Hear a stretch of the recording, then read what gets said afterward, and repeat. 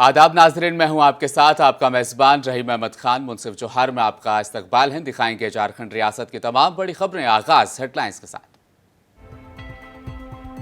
झारखंड में बीजेपी को बड़ा झटका। मांडू विधायक जेपी पटेल कांग्रेस में हुए शामिल। जामुमो छोड़कर आए थे बीजेपी में।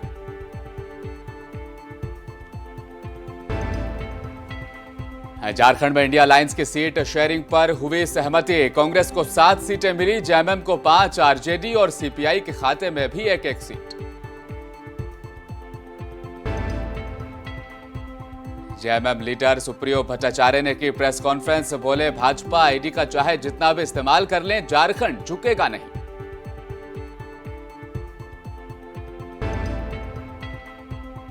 और झारखंड में 37 स्कूलों के शिक्षकों पर गिरी गाज, होगा बड़ा एक्शन।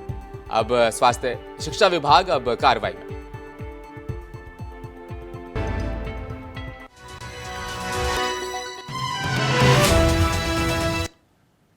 और अब खबरें तफसील के साथ। लोकसभा चुनाव की तारीखों का ऐलान होते ही नेताओं में अपनी राजनीतिक जमीन मजबूत करने और बड़ी पारी खेलने के अवसर तलाशने की होड़ मची हुई है।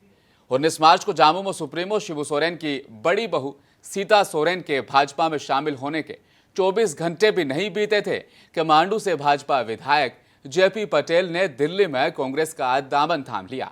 झारखंड कांग्रेस प्रभारी गुलाम अहमद मीर, प्रदेश अध्यक्ष राजेश ठाकुर, झारखंड के मंत्री आलमगीर आलम और कांग्रेस नेता पवन खेड़ा ने उन्हें पार्टी की सदस्यता दिलाई है। आपको बता दें कि 2019 के विधानसभा चुनाव से पहले 23 अक्टूबर को जामुमो छोड़कर जेपी पटेल ने बीजेपी का दामन थाम लिया था। इसके बाद भाजपा की टिकट पर चुनाव लड़कर उन्होंने जीत भी हासिल की थी। बाद के दिनों में कुर्मी वोट बैंक को साधने के लिए बीजेपी ने नेता प्रतिपक्ष की तलाश शुरू की थी। उस दौरान जेपी पटेल का नाम सुर्खियों में आया था, लेकिन बात नहीं बनने पर यह जिम्मेदारी अमर कुमार बावरी को दे दी गई थी, जबकि जेपी पटेल को भाजपा ने सचेतक बना दिया था।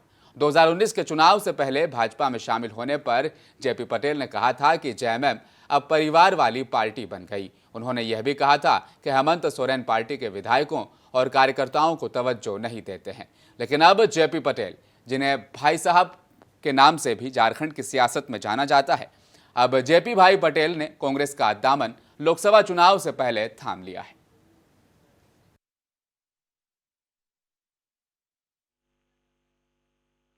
आज एक ऐसा, मैं किसी को आरोप नहीं लगा सकता, लेकिन यह सच्चाई है कि लास्ट 2019 के लोकसभा चुनाव में हमने ना सिर्फ भारतीय जनता पार्टी, समुचित झारखंड के एनडीए गठबंधन के 11 लोकसभा में हमने पूरा प्रचार किया और टेकलाल बाबू के जितने भी झारखंड में जानकार थे, उनके शुभेच्छु थे, अपने समाज के लोग, उनके चाहने वाले लोग के बीच में जाकर भारतीय जनता पार्टी को प्रचंड बहुमत दिलाने का काम किया था।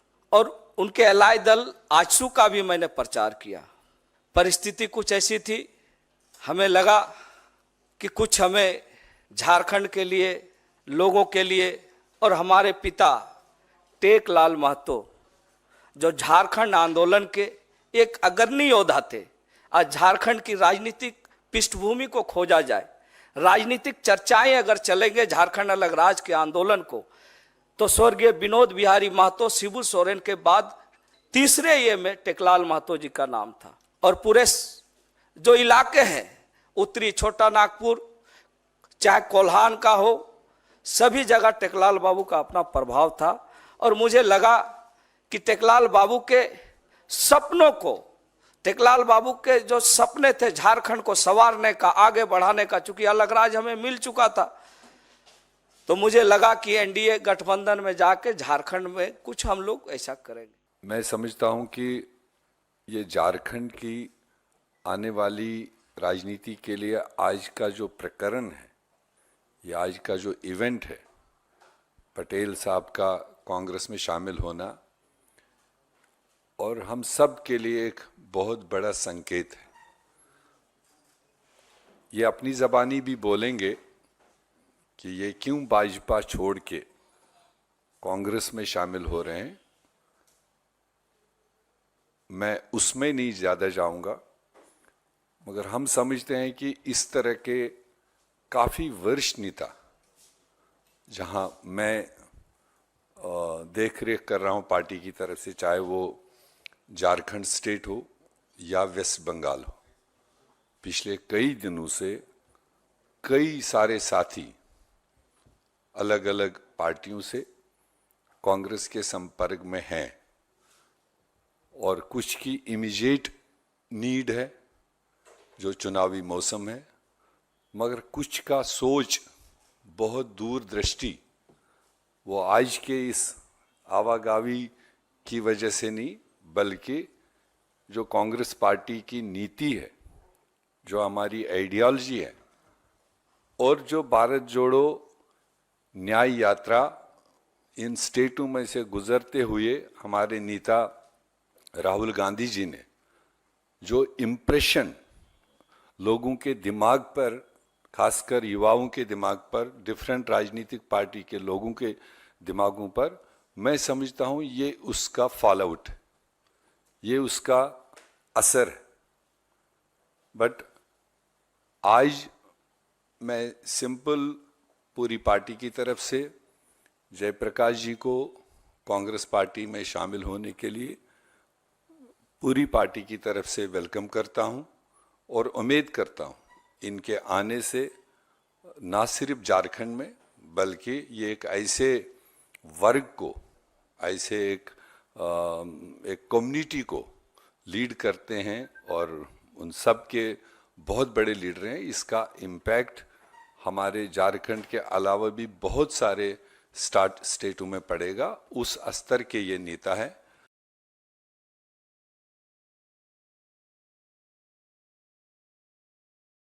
इंडिया अलायंस की सीट शेयरिंग मामले को लेकर विपक्ष लगातार उन पर तंज कस रहा था, लेकिन अब झारखंड में भी इंडिया अलायंस की सीट शेयरिंग पर सहमति बन चुकी है। आपको बता दें, झारखंड में लोकसभा चुनाव 2024 में कम से कम 7 सीटों पर भारतीय जनता पार्टी की कांग्रेस के उम्मीदवारों से सीधी टक्कर होने की अब उम्मीद है।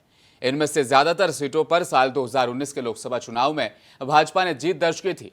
केंद्र की नरेंद्र मोदी सरकार के खिलाफ बन रहे करीब 2 दर्जन दलों के गठबंधन यानी India national development inclusive alliance यानी इंडिया अलायंस के बीच सीटों का समझौता हो चुका है। आपको बता दें, कांग्रेस पार्टी के हिस्से में 7 सीटें आई हैं। धनबाद और चतरा लोकसभा सीट को छोड़ दें तो कांग्रेस के हिस्से में जितनी सीटें आई हैं उन पर भाजपा ने पहले ही अपने उम्मीदवारों का ऐलान भी कर दिया है। कांग्रेस के प्रवक्ता के मुताबिक झारखंड में गठबंधन के तहत कांग्रेस 7 लोकसभा सीटों पर चुनाव लड़ेगी। हालांकि अभी तक इसकी आधिकारिक घोषणा नहीं हुई है कि किन 7 सीटों पर कांग्रेस के उम्मीदवार चुनाव लड़ेंगे, लेकिन प्रवक्ता की माने तो रांची, खूंटी, हजारीबाग, गोड्डा, धनबाद, लोहरदगा और पलामू या चतरा में से कोई एक सीट कांग्रेस के हिस्से में आ सकती है। रांची में कांग्रेस का मुकाबला भाजपा के वर्तमान सांसद संजय सेठ से होगा। खूंटी में केंद्रीय मंत्री अर्जुन मुंडा कांग्रेस के उम्मीदवार को टक्कर देंगे। हजारीबाग में इस बार मनीष जायसवाल को भाजपा ने उतारा है, तो गोड्डा में पार्टी के दिग्गज नेता डॉक्टर निशिकांत दुबे ताल ठोक रहे हैं। लोहरदगा में केंद्रीय मंत्री सुदर्शन भगत का टिकट काटकर यहां से राज्यसभा सांसद समीर उरांव को टिकट दिया गया है। पलामू में एक बार फिर विष्णु दयाल राम पर भाजपा ने भरोसा जताया है। धनबाद और चतरा 2 ऐसी लोकसभा सीटें हैं जहां भाजपा ने अपने उम्मीदवारों की घोषणा नहीं की। बता दें कि ऐसा कहा जा रहा है कि चतरा लोकसभा सीट लालू प्रसाद यादव की पार्टी राष्ट्रीय जनता दल के खाते में भी जा सकती है। वहीं सीपीआई को भी इंडिया अलायंस ने यहां पर एक सीट दी है। प्राइवेट बैंकिंग सेक्टर के मुल्क में सबसे मशहूर और काबिल एतमाद एक्सिस बैंक के रीजनल दफ्तर का आज रांची में इफ्तिताह हुआ है। एक्सिस बैंक के मैनेजिंग डायरेक्टर निज सीईओ अमिताभ चौधरी ने रीजनल दफ्तर का इफ्तिताह किया। इस मौके पर regional bank branching head east 1 Saurabh Dutt भी मौजूद रहे। मौके पर प्रेस कॉन्फ्रेंस से मुखातिब करते हुए अमिताभ चौधरी ने बताया कि रांची में कायम रीजनल दफ्तर बिहार, झारखंड, उड़ीसा और छत्तीसगढ़ में वाक़ एक्सिस बैंक की 550 से ज़ायद ब्रांचों के कामकाज की निगरानी करेगा।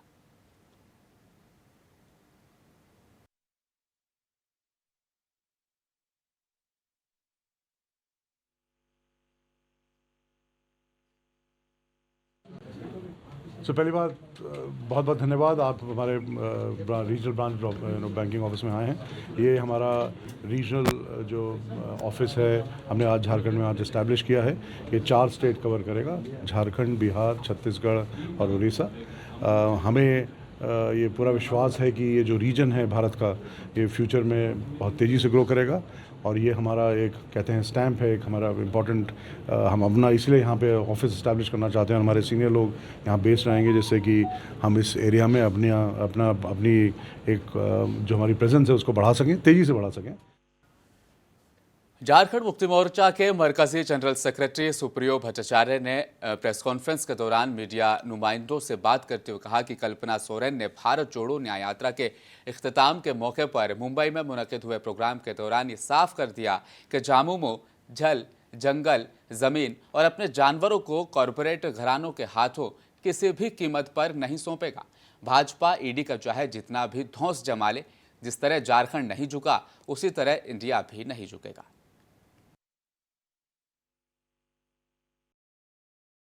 अब मुद्दा विहीन हो गए। आज से मैं सुबह से देख रहा था, राहुल जी ने जिस अशूरी शक्ति का नाम लिया था उसको किस प्रकार से ये लोग टॉस करते, तिल मिला गए हैं लोग, इंडिया के एका से तिल मिला गए, लोगों के महाजुटान से तिल मिला गए। आप यदि उस भीड़ में रहते तो आपको आवाज सुनाई पड़ता। लोग जिस प्रकार से चीजों को देख रहे थे, समझ रहे थे, खुद को अभिव्यक्त कर रहे थे, मैंने अपने 3 दशक के राजनीतिक जीवन काल में ऐसा आहट कभी नहीं सुना। क्योंकि 74 हम लोगों को याद नहीं, पैदाइश जरूर था, लेकिन उस समय वो बोध नहीं था। लेकिन हमको लगता है कि वो बोध दोहरा रहा है। तब तो इतना सोशल मीडिया भी नहीं था, इतने चैनल्स भी नहीं थे, इतना अखबार भी नहीं थे, केवल सरकारी प्रसारण संस्था थी, कुछ अखबार थे, उनका भी रीच आउट नहीं था। लेकिन लोगों तक जो संदेश उस वक्त गया था और लोग जिस प्रकार से गोलबंद हुए थे, कल की गोलबंदी उसी को सार्थक रूप से दिखा रहा था। साहिबगंज में अवैध खनन और मनी लॉन्ड्रिंग मामले में ग्राम प्रधान विजय हांसदा केस की जांच कर रही सीबीआई की टीम दूसरे दिन नींबू पहाड़ व कुलभंगा पहाड़ स्थित 3 खदानों की जांच करने पहुंची। आज सीबीआई के अधिकारी और जिला खनन पदाधिकारी कृष्णा किस्कू और पूर्व डीएमओ विभूति कुमार को लेकर नींबू पहाड़ पहुंचे। वहां एक अवैध खदान की बारीकी से माप उसका करवाया गया। खदान की गहराई से लेकर कितनी मात्रा में पत्थर वहां से निकाले गए, इसका लेखा जोखा भी तैयार किया गया। इसके बाद कुछ दूरी पर फूलभंगा पहाड़ स्थित एक खदान जो फिलहाल बंद अवस्था में है, वहां पर भी एक खदान की बारीकी से उसकी जांच की गई, उसका माप भी लिया गया। मौके पर मौजूद डीएमओ ने सभी दस्तावेजों की जानकारी भी ली। बताया जा रहा है कि उक्त खदान किसी छोटू यादव के नाम पर है।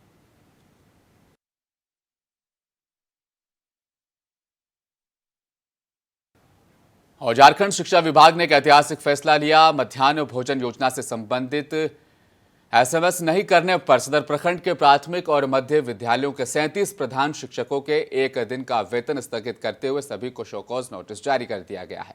प्रखंड शिक्षा प्रसार पदाधिकारी सुमिता मरांडी ने बताया कि मध्याह्न भोजन योजना से संबंधित एसएमएस नहीं करने पर शोकॉज किया गया है। बीओ ने बताया कि गोष्ठी, संकुल साधन सेवी और विभिन्न बैठकों के माध्यम से बार बार उन्हें याद दिलवाने के बावजूद और निर्देश देने के बावजूद सरकार के आदेशों का पालन कुछ विद्यालय के द्वारा नहीं किया जा रहा था।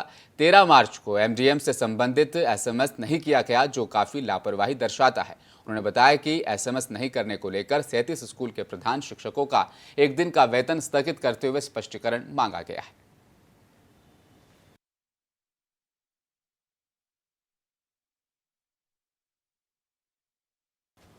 और डुमरे के स्त्री बाजार में एक तेज रफ्तार मारुति ने फुटपाथ के किनारे बेच रहे जलेबी दुकानदार को ही उड़ा दिया। इसके बाद पीछे लगे और दुकानों में भी तेज रफ्तार मारुति जा घुसी। हादसे में फुटपाथ पर बेच रहे जलेबी दुकानदार सहित 2 लोग गंभीर रूप से जख्मी हुए हैं। घटना निमिया घाट इलाके की बताई जा रही है। आपको बताते चले कि मारुति की रफ्तार इतनी तेज थी कि सबसे पहले फुटपाथ के किनारे जलेबी छान रहे दुकानदार को उसने टक्कर मारी। इसके बाद जलेबी का गर्म तेल और दुकानदार ये दोनों नीचे जा पड़े। फिलहाल पुलिस पूरे मामले की तफ्तीश में जुटी हुई है।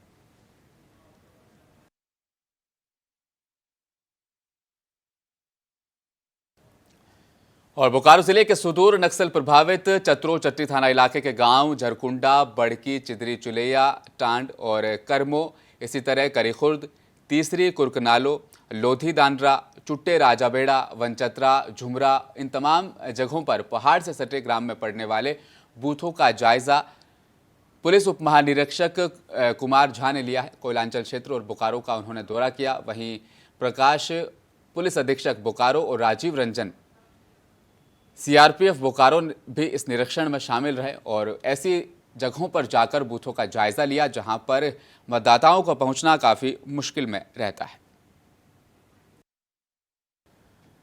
हजरतगंज के रामनारायण मेमोरियल कॉलेज के स्टेडियम में 3 दिवसीय वार्षिक खेलकूद प्रतियोगिता का आज आगाज किया गया। इस खेलकूद प्रतियोगिता का उद्घाटन महाविद्यालय के प्राचार्य professor Jainendra Kumar Singh, professor Fakhruddin Ansari, professor Anil Kumar Singh, professor Shivratan Singh, इसी तरह प्रोफेसर कुमारी मंजू और रियाजुद्दीन अंसारी ने संयुक्त रूप से इसका आगाज किया। उद्घाटन के बाद कबूतर उड़ाकर शांति और सद्भाव का भी पैगाम दिया गया। राष्ट्रीय गान के बाद प्रतियोगिता का आगाज किया गया और इस प्रतियोगिता का मकसद छात्रों में स्वास्थ्य को लेकर अच्छी पहल को बनाए रखना बताया जा रहा है। अनुमंडल पदाधिकारी रांची उत्कर्ष कुमार द्वारा राजभवन रांची के पास धरना प्रदर्शन स्थल पर वो पहुंचे और धरना प्रदर्शन कर रहे लोगों को वहां से हटवाया गया। आपको बता दें, झारखंड दिव्यांग आंदोलन संघ और राष्ट्रीय युवा शक्ति को लोकसभा चुनाव 2024 के आचार संहिता के तहत तत्काल प्रभाव से धरना प्रदर्शन हटाने को कहा गया था। उसके बाद इन दोनों दलों ने वहां से धरना प्रदर्शन हटा दिया।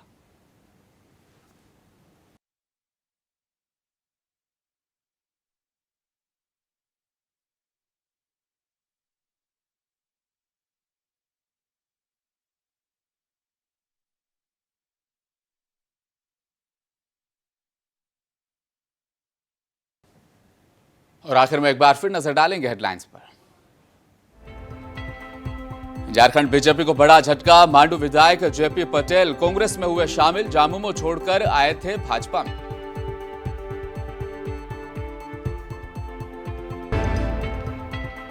झारखंड में इंडिया अलायंस की सीट शेयरिंग पर बनी सहमति, कांग्रेस को 7 सीटें मिली, जेएमएम को 5, आरजेडी और सीपीआई के खाते में 1-1 सीट।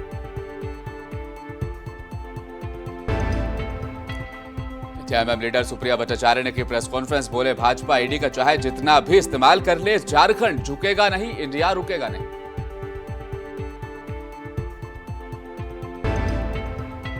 और झारखंड में 37 स्कूलों के शिक्षकों पर गिरी गाज, होगी बड़ी कार्रवाई, एक्शन में आया शिक्षा विभाग।